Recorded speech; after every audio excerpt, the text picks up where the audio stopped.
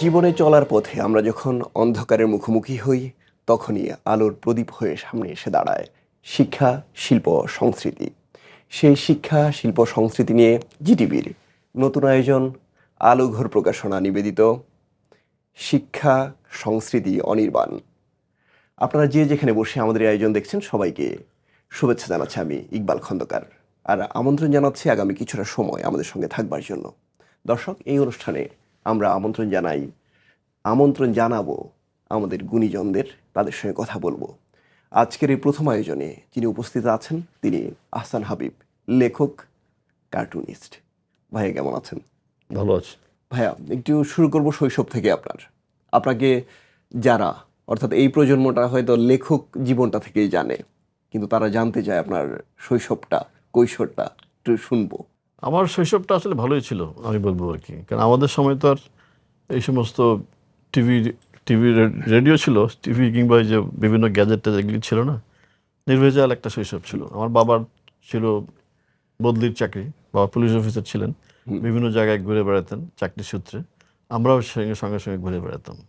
আমি তো 8টা স্কুলে পড়েছি, সো এক একটা জায়গায় এক এক রকমের অভিজ্ঞতা। সেই হিসাবে আমার শৈশবটা খুব ভালো কেটেছে। আমরা 6 ভাই বোন ছিলাম।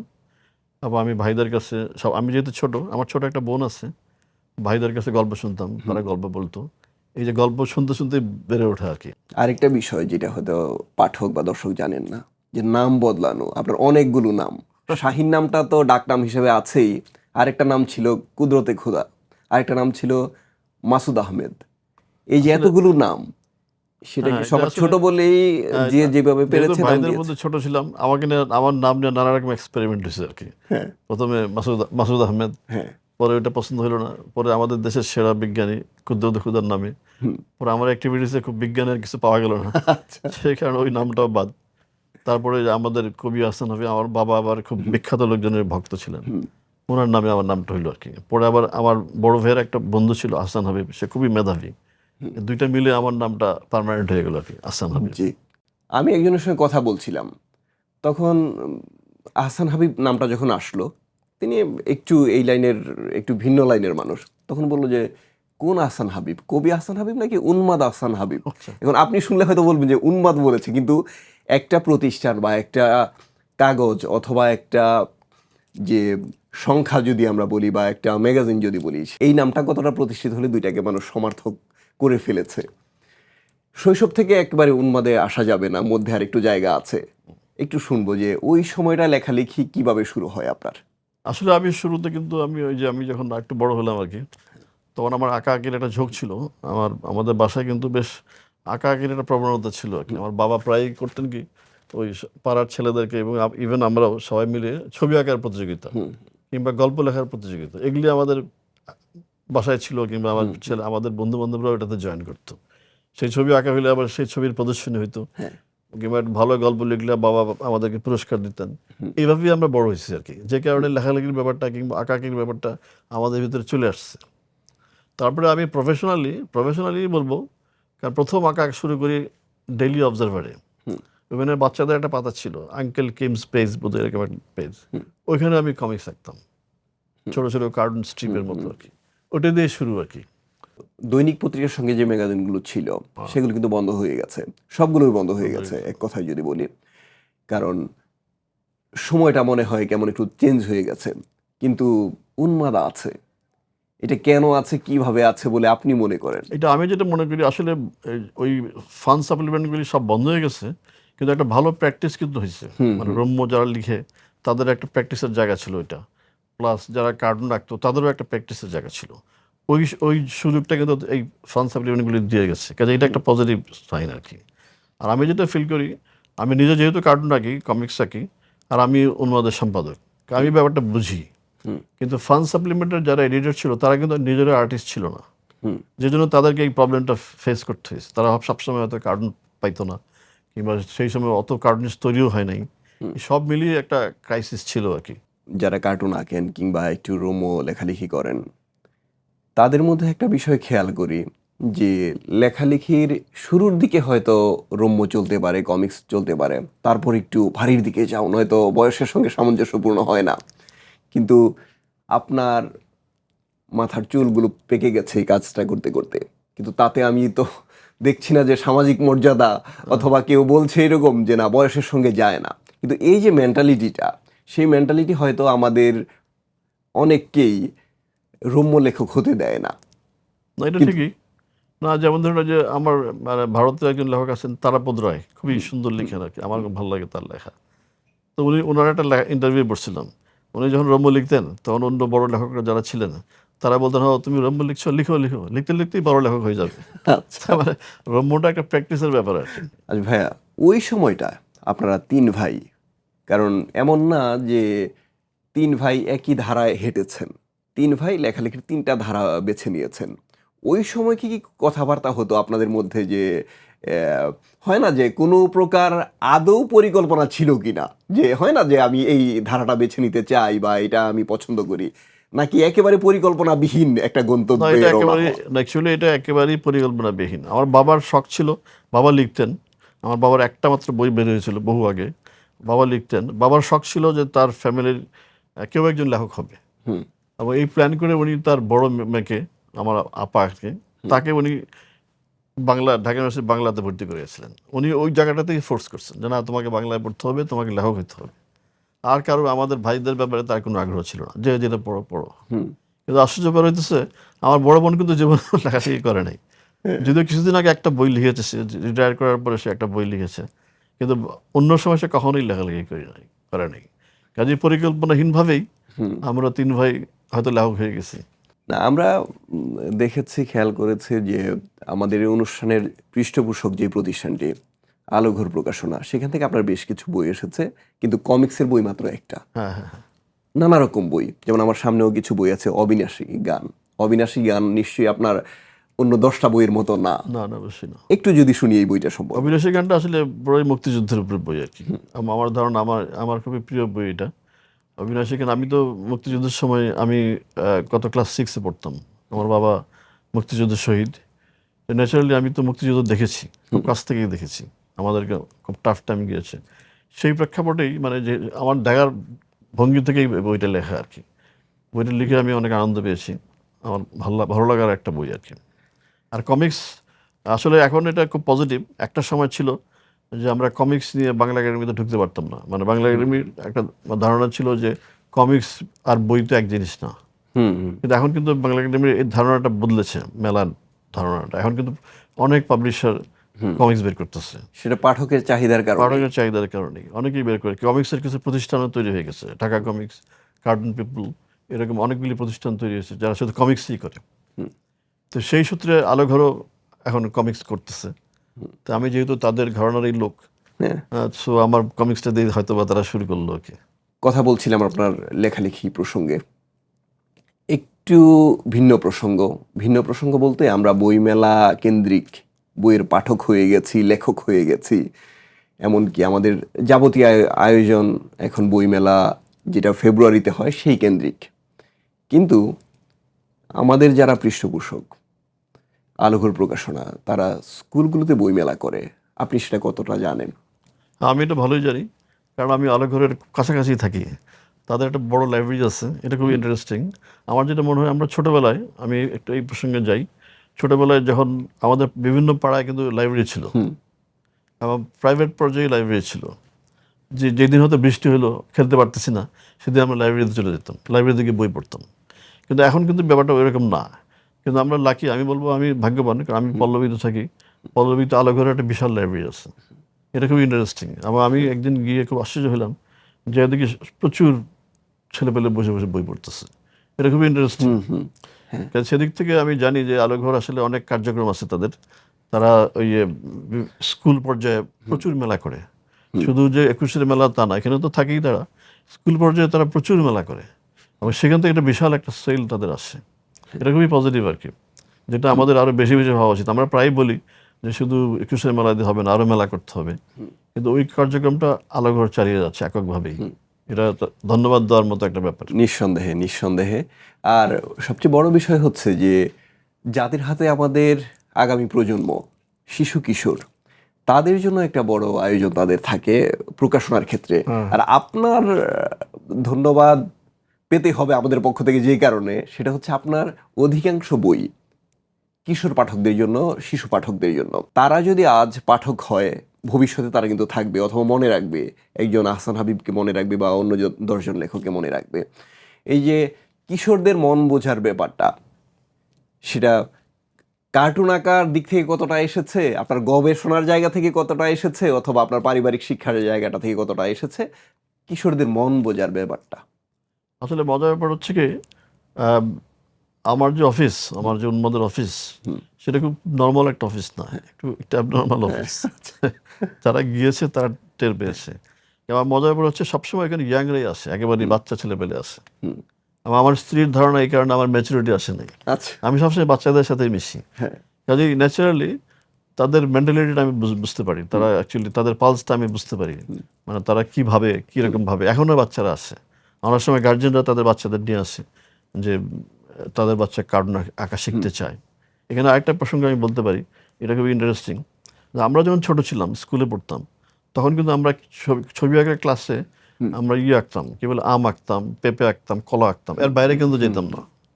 কিন্তু আরও যখন কয়েক জেনারেশন আগে গেল, তখন আমরা কি আঁকতাম, মানে আমরা ওই স্টেজ পার হয়ে আসছি, তখন আমরা নৌকা আঁকতাম, নদী আঁকতাম, পালতোলা নৌকা, পিছনে নারকেল গাছ, আকাশে চাঁদ, এইসব আঁকতাম। কিন্তু আরও যখন জাম্প করলাম, তখন আমরা কি আঁকতাম, আমরা আঁকতাম বিখ্যাত স্থাপনাগুলো, যেমন শহীদ মিনার, আমাদের স্মৃতিসৌধ, এই যে বিখ্যাত স্থাপনাগুলি আমরা আঁকতাম। কিন্তু এখন, মানে এই সময়টা, এটা একটা বিশাল জাম্প দিয়েছে। সেটা হচ্ছে এখন বাচ্চারা কমিক্স আঁকতে চায়। আমি এটা আমার অফিসে অনেক সময় অনেক গার্জেনরা চলে আসে যে আমার বাচ্চা কমিক্স আঁকতে চায়, কার্টুন আঁকতে চায়। মানে এটা কিন্তু একটা বিশাল একটা, আমার কাছে মনে হয় আর কি, এটা একটা বিশাল একটা জাম্প যারা আঁকাআঁকি করে, যে এখনকার বাচ্চারা কমিক্স আঁকতে চায়। কমিক্স তো মানে হচ্ছে তাকে প্যানেল আঁকতে হবে, বিভিন্ন প্যানেলের সংলাপ দেখতে হবে, ছবিও থাকবে, গল্পটাও থাকবে। এটা একটা ইন্টারেস্টিং ব্যাপার না? এটা আমি খুব ফিল করি আর কি, যে না, আমাদের এই জাম্পটা তো, আমাদের এই যে এতদিনের জার্নিটা, আমাদের জার্নিটা তাহলে তো সাকসেসফুল, বাচ্চারা যেহেতু কমিক্স আঁকতে চায়। অবশ্যই, অবশ্যই। এবং সারা ওয়ার্ল্ডে কিন্তু এখন কমিক্সের পরের স্টেজটা হচ্ছে গ্রাফিক নোবেল, এবং সারা ওয়ার্ল্ডেই কিন্তু এখন গ্রাফিক নোবেলের একটা রেনেসাঁ যুগ চলতেছে। বাচ্চারা যেহেতু বইটি পড়ে কম, এখন গ্যাজেট ট্যাজেট নিয়ে ব্যস্ত, তো ন্যাচারালি বিখ্যাত যে বইগুলি আছে, যেমন ধরেন old man and the sea, কিংবা for whom the bell tolls, এই বইগুলি কিন্তু এখন ছবিতে চলে আসতেছে। হ্যাঁ, গ্রাফিক ফর্মেটে চলে আসতেছে, যেটাকে আমরা গ্রাফিক নোবেল বলি আর কি। তো এটা খুবই পজিটিভ, এখনকার আমাদের বাচ্চারা কমিক্স আঁকতেছে, এবং হয়তো ভবিষ্যতে তারা গ্রাফিক নোবেল আঁকবে। আমি এটা খুব ফিল করি আর কি। হ্যাঁ, কিন্তু আপনার কর্মজীবন এখন, আপনি তো শুরু করেছিলেন ব্যাংক দিয়ে, একটা ব্যাংকে ছিলাম, হ্যাঁ, কিছুদিন। কিন্তু গত 10 বছর ধরে একটা ইউনিভার্সিটিতে আছেন আপনি প্রভাষক হিসেবে। তো সেখানে একজন শিক্ষক, আপনি কি পড়ান, কি পড়ে তারা, আপনার কাছ থেকে একটু জানবো। অ্যাকচুয়ালি আমি যে ইউনিভার্সিটিতে পড়াই, ডেফোডিল ইউনিভার্সিটি, ওটা হচ্ছে MCT department, multimedia and creative technology. ওইখানে আসলে শেখানো হয় animation, 2D animation, 3D animation, এই জিনিসগুলি শেখানো হয় আর কি, ভিএফএক্স, এই সমস্ত জিনিস শেখানো হয়। কিন্তু এখানে আমি যেটা পড়াই সেটা হচ্ছে গ্রাফিক নোবেল। আচ্ছা। মানে যখনই আমরা অ্যানিমেশন করতে যাই, অ্যানিমেশন করতে হলে কিন্তু একটা গল্প লাগে, তাই না? গল্প করতে হলে, গল্পটাকে যখন অ্যানিমেশন করতে হলে, এটা একটা ছবি আঁকার ফরম্যাটে নিতে হয়, কমিক্সের ফরম্যাটে নিতে হয়, ছবি এঁকে প্যানেল করে এঁকে ওইটা দেখে দেখে তারা শ্যুট করে, কিংবা তারা অ্যানিমেশন তৈরি করে। তো আমার কাজটা ওইখানেই, কী করে একটা কমিক্স আঁকবে, কী করে একটা গ্রাফিক নোবেল আঁকবে, প্যানেলগুলি কীভাবে সাজাবে, এই জিনিসগুলি শিখাই। ইভেন একটা গ্রাফিক নোবেলের গল্পটা কেমন হবে, সেই বিষয়গুলি আমি আমার স্টুডেন্টদেরকে শিখাই আর কি। আচ্ছা ভাই, আরেকটা প্রসঙ্গ, সেটা হচ্ছে আপনি বেশ কিছু নাটক লিখেছেন, টেলিভিশনে প্রচার হয়েছে, কিন্তু আপনার যে বিষয়বস্তু লেখার, মানে প্রধানত যে বিষয়বস্তু রম্য, এই সময়টায় প্রচুর রম্য নাটক হয়, কিন্তু সেই অনুপাতে আপনি লেখেন না, অথবা পরিচালকটা হয়তো আপনার কাছে যায় না, সেটা জানি না, কিন্তু আপনার কাজ কম সেই জায়গাটায়। কেন রম্যের এই সময়টায় একজন রম্য লেখক কেন কম কাজ অ্যাকচুয়ালি করবে? এক সময়, হ্যাঁ, অনেক রম্য লিখছি, এমন হয়েছে যে এক ঈদে আমার 3টা নাটক চলে গেছে, আমি নিজেই অবাক। তো এগুলি সবই রম্য টাইপের নাটক, কিন্তু ঘটনা হচ্ছে যে একটা ওই এখন আর নাটক লিখি না, কারণ এখন আমি যেটা বললাম একটু আগে, আমাদের দেশে অনেক ফান্ড সাপ্লিমেন্ট ছিল, তাতে কিন্তু অনেক রম্য লেখক তৈরি হয়েছে। এখন ইয়াংরা লিখতেছে, এটাই তো নিয়ম। এখন ইয়াংরা লিখবে, আমরা একটু রিটায়ার করি, আমরা একটু পিছন দিকে থাকি, তারাই লিখুক। কাজে ওইটাই, আমি তো এটা খুবই ন্যাচারাল। এটা একসময় অনেক লিখেছি, কিন্তু এখন আর লিখছি না, কারণ এখন আমি একটু অন্য লাইনে আছি। এখন আমি একটু লেখালেখি করতেছি, একটু মানে থ্রিলার ইদানিং একটা থ্রিলার একটা উপন্যাস লিখেছি। মানে আমার ট্র্যাকটা একটু বদলে গেছে আর কি। রম্য তো আছি, রম্যর পাশাপাশি একটু সিরিয়াস কিছু লেখার চেষ্টা করতেছি, সেই কারণে হয়তো বা আমি সরে আসছি। হ্যাঁ, যে ধারার লেখাগুলো আপনার কাছ থেকে আমরা পেয়েছি এর বাইরে কোনো লেখা পাবো কিনা? হ্যাঁ, অবশ্যই। আমি তো একসময় যেমন আমি একটু বৈচিত্র্য পছন্দ করি। যেমন আলোঘর থেকে আমার যে 4টা বই বেরিয়েছে, জি। একটা তো মুক্তিযুদ্ধের, একদম পিওর মুক্তিযুদ্ধ। একটা কিন্তু জোকসের বই। যেহেতু আমি ফান পছন্দ করি, কার্টুন আর কি। কার্টুন যারা কার্টুনিস্ট, আমি সবসময় বলি তাদেরকে জোকস বেশি বেশি পড়া উচিত, তাহলে সেন্স অফ হিউমারটা ডেভেলপ করে। তারপর আমার একটা থ্রিলার বই আছে এখানে, আর একটা বই আছে হরর, ভৌতিক আর কি, বেশ ভৌতিক উপন্যাস। সবসময় আমি একটা বৈচিত্র্য আনার চেষ্টা করি আর কি। তো আমি যেটা ফিল করি যে গত যে করোনার সময়টা যে গেল, সেই সময় কিন্তু টানা 2টা বছর আমরা ঘরে বন্দি ছিলাম, তাই না? সেই সময় যেটা হয়েছে, সবাই কিন্তু নেটফ্লিক্স দেখছে। আর নেটফ্লিক্সে কিন্তু সবসময় একটা বেশিরভাগই থ্রিলার টাইপের উপন্যাস, সরি, মুভিগুলি দেখানো হয় আর কি, মানে থ্রিলার, অ্যাকশন, এইসব। তো আমাদের দেখবেন, খেয়াল করে দেখবেন, আমাদের ইয়াং জেনারেশন এখনকার যে সমস্ত বই বের হয় বেশিরভাগই থ্রিলার। তো আমিও এরকম একটা চেষ্টা করতেছি আর কি, যেমন এইবার বইমেলায় আমার একটা থ্রিলার বই বেরিয়েছে। আবার নেক্সট আমি আর একটা লেখার চিন্তা ভাবনা করতেছি আর কি, একটা থ্রিলার লিখতে ইদানিং ভালো লাগতেছে আর কি। হ্যাঁ, একটা ব্যাপার, সেটা যারা পর্দায় হয়তো রম্য অভিনয়গুলো উপস্থাপন করেন, অর্থাৎ অভিনেতা, রম্য অভিনেতা, কিংবা যারা বইয়ের পাতায় রম্য লেখেন, আমি একজনের মুখে শুনেছিলাম যে কেউ একজন হয়তো মারা গেছেন তার খুব কাছের, সেখানে একজন বলছে তাকে, ভাই একটা কৌতুক শোনান না। অর্থাৎ ধরেই নেয় একজন রম্য লেখক সারাক্ষণ কৌতুকের কৌতুক মধ্যে বলতে থাকেন। থাকে, হ্যাঁ। এখন আপনার জীবনে এমন কোনো বিব্রতকর ঘটনা আছে কিনা? হ্যাঁ, এরকম বিব্রতকর ঘটনা অনেকেই আছে। এটা যেমন আমি একটা বাস্তব ঘটনাই বলি, এটা অনেক জায়গায় বলছিও। মানে আমার অফিসের কথাই, ব্যাপারটা, প্রসঙ্গটা আমার অফিসের কথাই। তবে এখানে আরেকটা জিনিস বলে নেই, যে কোনো আমি খেয়াল করে দেখেছি, কোনো খুব ট্রাজিক কোনো একটা ব্যাপারের ভিতরেও একটা ফান থাকে, কোথাও না কোথাও একটা ফান ঘটনা ঘটতেছে। এরা যারা ধরেন ফান নিয়ে কাজ করে, তারা ব্যাপারটা খেয়াল করে না। যেমন আমি একটা ঘটনা বলি, এটা মজার ঘটনাটা। যেমন আমার অফিসে তো অনেকেই লেখা নিয়ে আসে, তো একটা ছেলে একটা লেখা নিয়ে আসছে। তো লেখাটা আমি দেখলাম তার সামনে, আমি কাউকে হতাশ করি না, বলছি না ভালো হয়েছে, এটা সুন্দর হয়েছে, আমি পড়ে দেখবো এই সেই।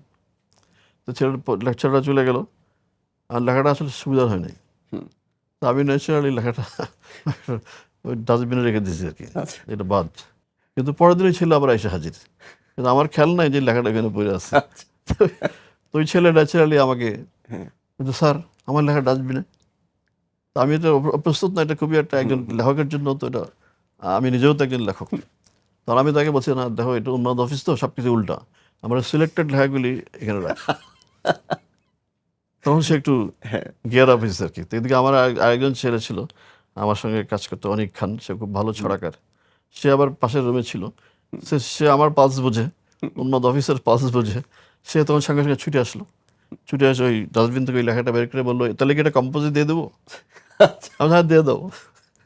তো এরকম আর কি, এরকম ছোটোখাটো ঘটনা, বিব্রতকর ঘটনা, আবার মজার, এগুলি তো আমার অফিসে প্রায়ই ঘটে। আপনার যে বৈচিত্র্যপূর্ণ জীবন, সেখান থেকেও কথা বলতে গেলে টুকটাক টুকটাক করেই বলতে হবে, একটু লম্বা করে বলার সুযোগ নেই।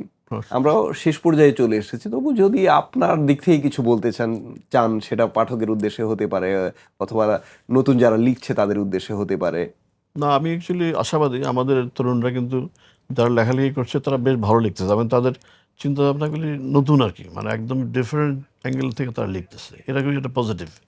ইভেন যারা কমিক্স আঁকতেছে, তারাও কিন্তু একদম ডিফারেন্ট অ্যাঙ্গেল থেকে আঁকতেছে।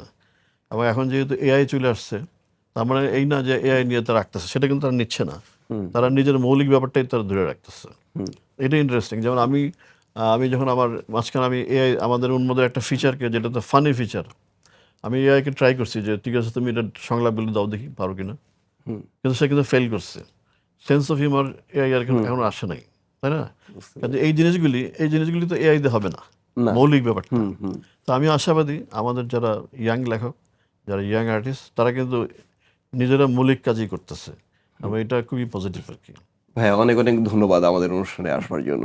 ভালো থাকবেন আপনি। আপনাকেও ধন্যবাদ। দর্শক, আমরা একটু পরে বিদায় নিব, তবে তার আগে কিছু কথা। এই অনুষ্ঠানে যারা অতিথি হয়ে আসেন, তারা লেখক যদিও হন তবু আমরা বই উপহার দিব, কারণ একজন লেখক প্রচুর পড়েন। আর বইগুলো উপহার আমরা দেব আলোগর প্রকাশনার সৌজন্যে। আজ যিনি আছেন তাকে বই উপহারের মধ্য দিয়ে আমরা অনুষ্ঠান শেষ করব। তবে বলে রাখি, অনুষ্ঠানটি প্রচার হবে প্রতি রবিবার রাত 8:30টায়। অবশ্যই দেখবেন, ভালো থাকবেন, অবশ্যই শিল্পের সঙ্গে থাকবেন, শিক্ষার সঙ্গে থাকবেন, সংস্কৃতির সঙ্গে থাকবেন। সবার জন্য শুভকামনা। আল্লাহ হাফেজ।